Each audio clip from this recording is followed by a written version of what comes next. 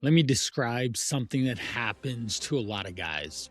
You get home, you sit in the car for a second, you feel that tightness in your stomach, your waist, you want to unbutton your pants and just sit there and try and relax. The day's been a whirlwind and you just don't want to walk inside just yet.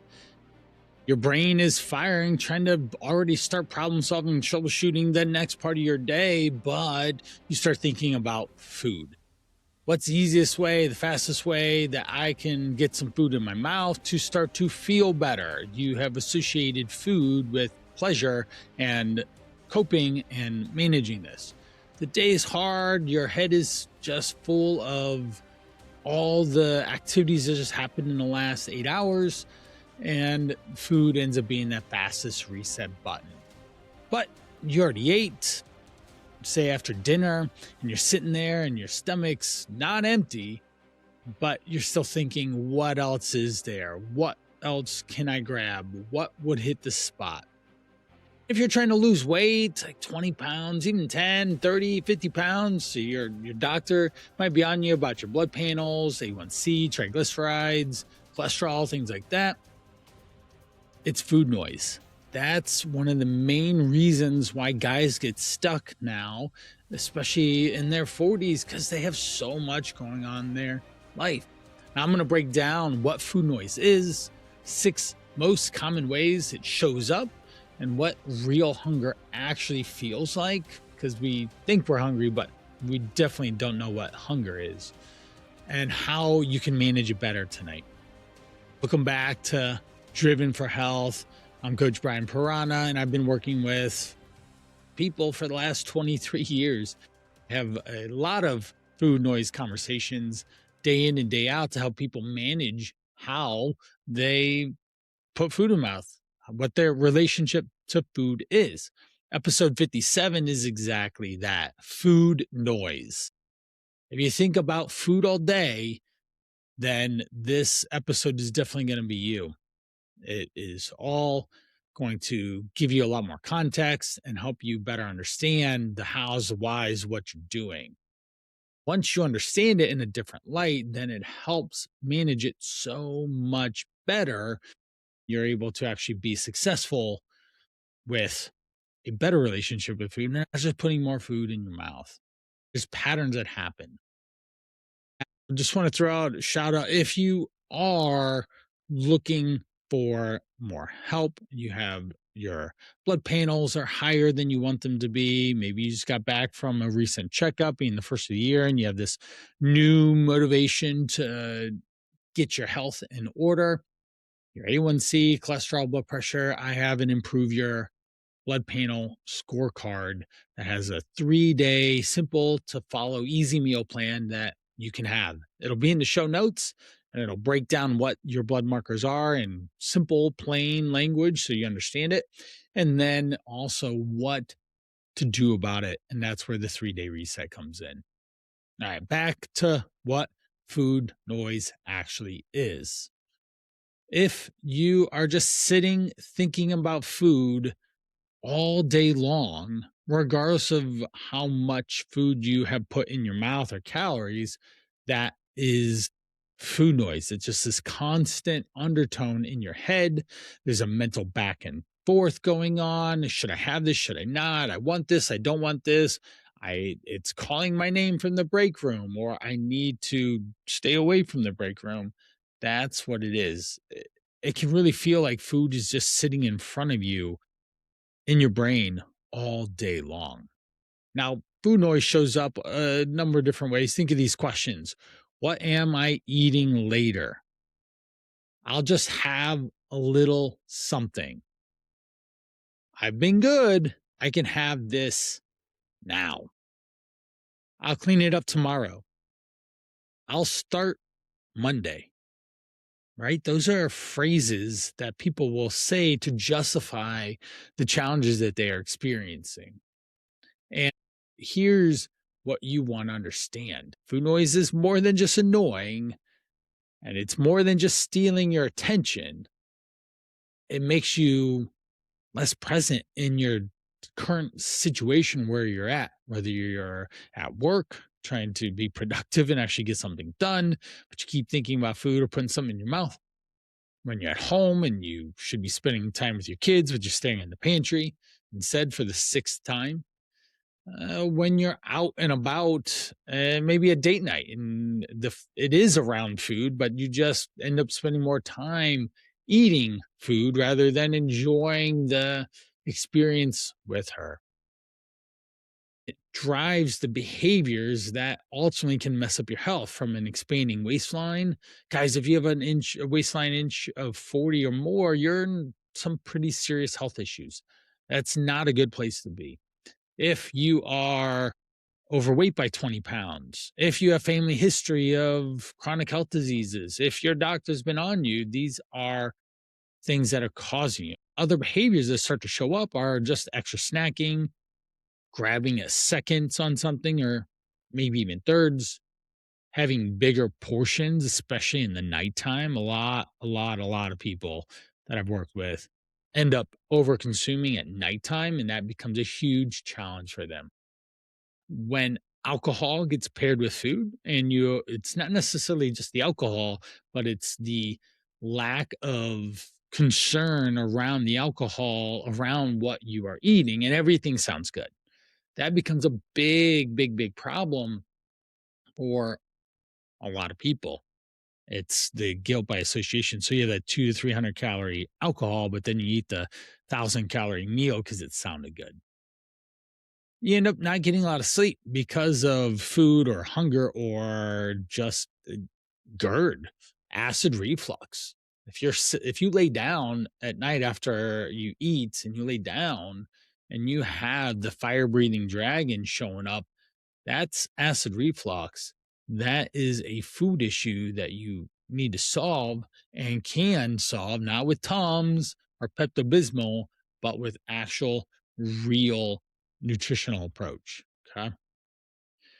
Now, when you aren't focused on just the food noise being a craving, it often ends up being an entry point to weight gain. A little bit here and there. Think of this: a quarter pound a week. That's nothing. 1 pound a month, 12 pounds in a year, 25 or so in 2 years. That's left unchecked at a quarter pound of weight gain per year. So just want to throw in some context to the impact that just grabbing a little bit more than you should has on your day-to-day life and body. Now, when you do those extra snacking, then the weight goes up, but then it's probably junk food because not too many people are overeating salads and sweet potato or chicken breast and broccoli. They're not doing a lot of that. They are overdoing it with the things that come after dinner, the dessert, the treats, the snacks. Drive by, hand in a dish, a candy dish at the office. Those are what challenges you over health issues of insulin resistance, which is your body's lack of ability to process blood sugar levels when they go up, and your body has to keep releasing more insulin to get to the same outcome where you were. Or high triglycerides, or your blood pressure isn't 120 over 80, it's more like 130 over 90. And your doctor will get on you and probably start encouraging you to take blood pressure medication, which anyone I ever worked with doesn't want to do that. Now, if you tell yourself that you eat pretty decent, that could be a trap. This is where you can get a little bit worse for wear because you're like, oh, I did so healthy today. I can allow myself this extra little treat. And then you compound that with stress, and your brain is looking for quick relief. It's looking for a say release of the kettle, the steam that's coming out. It needs an exit, and food will fill that for quick relief. Now, if you're tired, your appetite hormones will start to go. I talked about leptin and ghrelin in the seven. Look here, the seven The seven hunger, the weight loss hunger hormones in episode 47.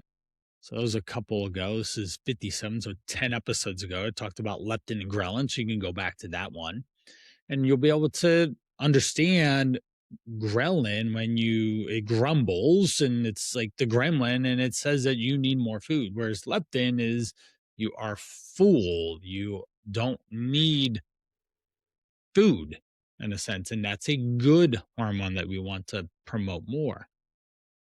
So when you have your hormones are out of whack, then you end up craving more and you want to eat a lot more and you're ultimately less satisfied. If you don't eat enough protein earlier in the day, that also causes a lot of problem. You feel like a bottomless pit or enough fiber. That's the other one. I have a simple two-step, two-question process of picking out what you're going to eat. And that is, where's your protein? Where's your fiber? These two power questions really help you understand how to start your day with food and be able to fill up what your needs are so that you aren't just a bottomless pit. Now, if you're living on ultra processed foods, then your brain is going on a dopamine ride. it's there's going to be a lot of neurons firing in your brain, a lot of release of serotonin and a lot of enjoyment around the food that you are eating. This is what our food marketers know tons about, have studied, and create so many products and that definitely leverage you to want to eat. I mean, just go into the grocery store and everything's fancy colors and shiny and sparkly and it crinkles and it has this really nice design to it and it calls your name. But they're full of sugar, carbs, fats, and a lot of calories that you can easily overeat. Think of most a Reese cup is about 73 calories, I believe, off the top of my head. And you usually will want to eat both of them because it comes in two. So there's 150 calories there. And that's not a filling 150 calories, is just 150 calories. So when guys come to me and they say, "Hey, I just had no willpower around food," I just don't buy it. It's because there's a lot of lack of nutritional knowledge and application to the food that they're eating that causes them to want to eat a lot of this food.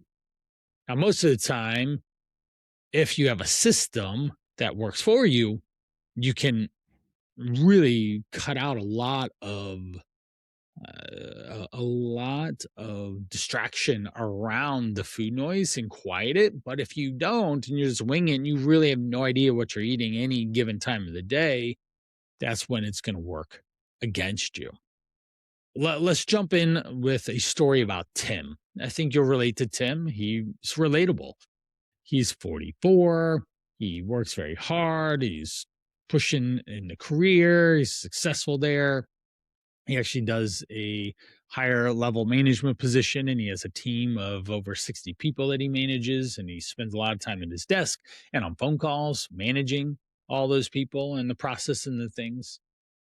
He does enjoy working out, or he did back in the day. But with his two kids and his day to day life, that becomes a challenge. This pressure builds up over time and it causes challenges in his decision making abilities. Decision fatigue is a real thing when you are constantly under 1,000 different choices and even more subconscious choices. Like right now, I have a two friendly feline in my mix, and someone decided to put dishes away. We have 6 people in the house, and someone said, "Hey, when Brian's recording his podcast, let's do the dishes and be distracted." So there's so many subconscious things that are going on around you and it wears on your ability to make good decisions. Think of it like Mario. You're running down the board and you have your power bar above your head. That power bar wears out every time a decision needs made or a challenging, stressful situation pops up. That is how this occurs in the course of your day. You will wear down, you will end up being tired, you will end up fatiguing. Okay. You will not make good decisions. I myself falter when I'm hungry, I'm tired, and I haven't eaten in a long time. Any systems go to waste, and I eat whatever's easiest and most convenient because that's human behavior. Now, Tim was also about 25 pounds up to 30, and he definitely didn't feel like himself. He's tired. He's running on caffeine to push him through, and his that typical 3 p.m. crash is there. By 5 p.m., he's wanting to take a nap before he walks in his house. Just playing forward what I opened up this conversation with. That's Tim, and that could be you too. Now, with Tim, as he's getting evaluated with his bloods, his labs, his blood markers, his overall health, and coming to this middle stage of life, he needed to change, but he didn't know why he was so challenged with this. He thought he was a healthy guy, or he thought that he made healthier decisions. That's where the rubber meets the road, or doesn't actually. He wasn't doing the choices that he needed to. And so, in terms of these micro decisions in the day, he cut out the basics of, say, soda. He didn't eat donuts. He didn't really eat the things in the break room, but he was stuck in this pattern. He'd skip breakfast. He'd grab something small, maybe a little bit later, or just say coffee. Then he'd grab a quick lunch. He'd push the afternoon. And then the biggest meal was at dinner. And he'd always say, because he was trying to lose weight all the time, I am not going to eat that much at dinner, or when I'm done with dinner. I'm going to eat dinner and then I'm going to be done. But when we talked, because we worked together in the Call to Rise program, 100-day fat loss challenge, we come up with some patterns of behaviors of where these situations started breaking down. This is where a lot of people just fall off track, is at the evening, the nighttime eating, and he never had enough calories to allow himself to even be able to eat at 9 p.m. or later. Okay. This is a challenge for a lot of people, and the brain was looking to problem solve and troubleshoot that with food. All right. So that's what it looks like for Tim. That's who Tim is. And how he evolved from that is going into what I call the 6 common food noises. There's 6 types. You can pause and write these down, especially if you constantly think about food all the time. Let's go through them. Number 1, the first culprit is the negotiator. Okay. The negotiator comes in, and this is the voice, or the little guy on your shoulder that's trying to make deals with you. If I eat this tonight, I'll make up for it tomorrow. I'll skip breakfast. I'll work out extra. I'll be good for the rest of the week. Not start over on Monday, but I'll start over again right away tomorrow. Tim did this a lot. He would negotiate with himself with food as a reward or a pleasure. And he'd end up, what the cycle was, he'd always end up eating at night, and then he'd want to start over again. He would negotiate, okay, tomorrow I'm just going to skip lunch and then I will be all good there. But tomorrow came, the same stresses came, the same fatigue, the same pattern showed up because he didn't know how to deal with it. That's where the negotiator keeps coming back, is your brain is always going to justify whatever it can to get to the outcome, the solutions that you want in your life, especially when it comes around food and, say, survival, because that's what food is. It's survival beyond just happiness, sadness, coping, excitement, joy, depression. The food has a lot of emotions attached to it. Now, the real cost of these negotiations is that it makes you feel like you're managing your problems right in the moment. and it makes it okay to then do the action that you probably shouldn't be doing. You said, "Hey, I should not be doing this." Then this just keeps the loop alive. So you will be constantly running into this if the negotiator is there. Number two, the second one is the rule follower. Okay. This is the strict rule guy. He tries to win with the phrase never again. I'm never going to overeat. I'm not going to do carbs. I'm not doing sugar, no alcohol, no eating after 7. Sometimes it works for a week or two, but then life gets in the way. Whether it's the stress of work or the family or traveling or just one night's sleep. But for whatever reason, I woke up earlier and I wanted to. I could have slept an extra 2+ hours and that just didn't happen. I started working on these podcast episodes. I'll have another one coming shortly after I'm done here. But all these things can trigger this rebel voice inside that shows up and says, forget about it. Then when you wake up and you're mad at yourself and then you just try again, this is another loop that people gets into, or they follow the rules all week long and staying on top of their approach, but the weekend comes and it causes you to end up falling off track again and not being successful. So again, it's this loop that constantly goes on and on and on. Now, number three is the comfort seeker. This is your emotional medicine, your emotional comfort blanket, your emotional. We have a dog named Huga. Huga is this calm, comfy, cozy environment. It's a Danish term. Think of a fireplace with a warm cup of tea or coffee or a beverage and food and a snuggly blanket, and you're just reading something. That's Huga. And that's what this voice is. This is what this common challenge is. Stress equals a snack, anxiety equals sugar, overwhelm equals takeout, loneliness is met with a dessert to fill you up. Tim's comfort window was late at night. This was evident from our very first conversation, is where he always derailed. He was full from his food, he was full from just everything that was happening in the day, and he was just looking for relief of some sort that was causing him a lot of problems in the big picture. Now, food works in a lot of short-term ways.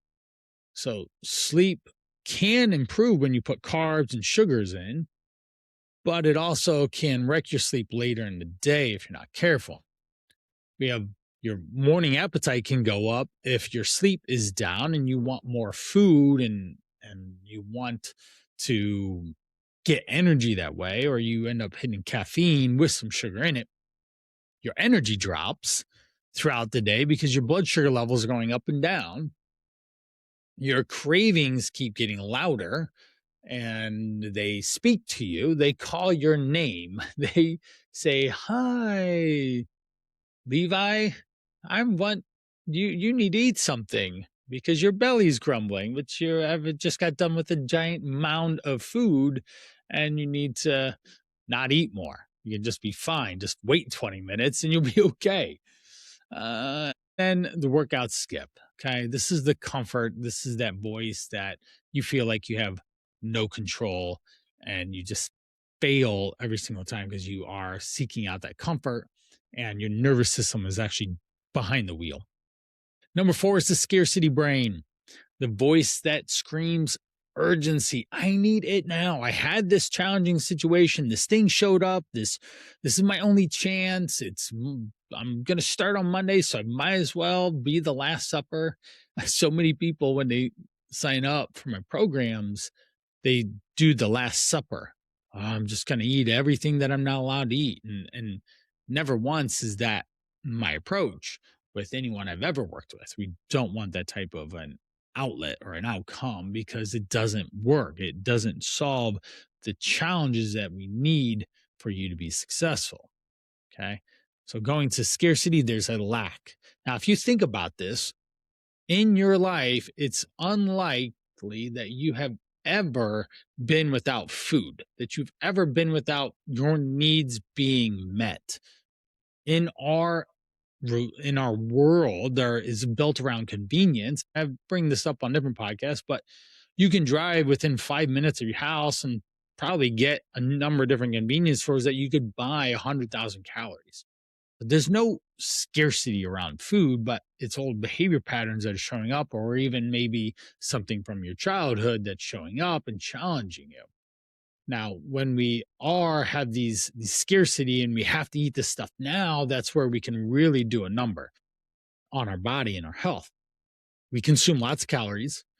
We usually consume the wrong types of calories. This is where some of my clients have challenges with diabetes, cholesterol issues, blood pressure, because they overconsume quickly, which then gains belly fat quickly. Now, the reward system is built around, this is the fifth one, is the reward system. Now, with the reward system, it's I earn this thing. If food becomes the prize, you're allowed to have it because you did this thing. Sometimes the food is okay to be a reward for what it is. I remember for a while I'd reward myself with sushi, and that was an enjoyable experience. So when I would do things, I would have sushi and I felt excited about that, but I wasn't abusing it. I was having a roll or two and then having it as part of a meal. But going back to the reward, the stress is usually reward, or I overcame this thing or I accomplished this thing. So let's eat. Tim rewarded himself quite a bit because he survived the day. He'd often drive home and swing through the gas station to pick up a candy bar. He would sometimes go to a fast food joint because it was calling the Golden Arches were calling his name. You get a large fry, even if he was on his way to go home to eat. It happened a lot. That happens a lot of people and they don't want to admit it, that they actually stop off for food on their way home before they actually eat. So you're eating a couple hundred calories before you go eat even more, and it gets into this cyclical loop that challenge you, and food is reward and it becomes habit. The identity attachment, this is the last one.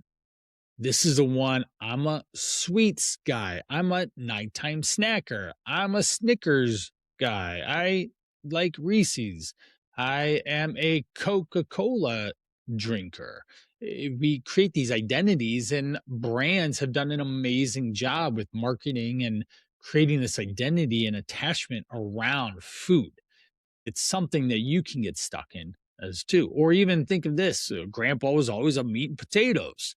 That's why he was big boned or whatever. Uh, and that ends up being this persona that you have to live up to and constantly keep up with. It's who you are at your core if you don't decide to change it, and it will control you. Now, when we look at all these six factors, think about which one you are. So let's quickly go through them. We have the negotiator, we have the rule follower, we have the comfort seeker, the scarcity brain, the reward system, and identity attachment. Which one are you? We all are one of these. I would say out of all these, I'm the reward. That's the one that's I did this thing. I get this as a result, and I will definitely do that. I want to talk about what hunger actually looks like, because people always say that they're hungry. Even if you have randomly, you'll catch it on my Facebook. There's a reoccurring memory of Everett back when he was 3. And I made this short video of him, and he just kept saying, I'm hungry. That's what the video is called. I'm hungry. And it goes on for about a minute 15 of various forms of ever being happy to being really sad and upset about being hungry. And that's all he said. I'm hungry. I'm hungry. I'm hungry. Well, he was 2 or 3. But that's how we feel. That's how guys feel when they talk about hunger. It's just this craving that's called hunger. But people don't actually know what hunger is. Hunger, your energy plummets. You feel weak. Your blood sugar levels down in the basement. You can't think. There's no productivity, massive amounts of brain fog. You literally move slower. You sit and you don't want to, you're naturally more sedentary. Your stomach has pains in it because it's so empty and hasn't had food in it. Now, these are part of that's really hungry. You haven't eaten for over 24 hours, not 2 hours or three. That's hunger. That's something that we don't experience. Not there isn't one client. Now we do have hunger in the US and in the world. Anyone I've ever worked with, it's not a lack of food that's their biggest problem. It's that they have too much access and it's too focused on the ultra processed foods. So most of us going back are dealing with stress and the habit loops that we are stuck in from old identity and behaviors from years long ago. We can't get out of them. And that's food noise. What changed for Tim? Let's wrap up with Tim here.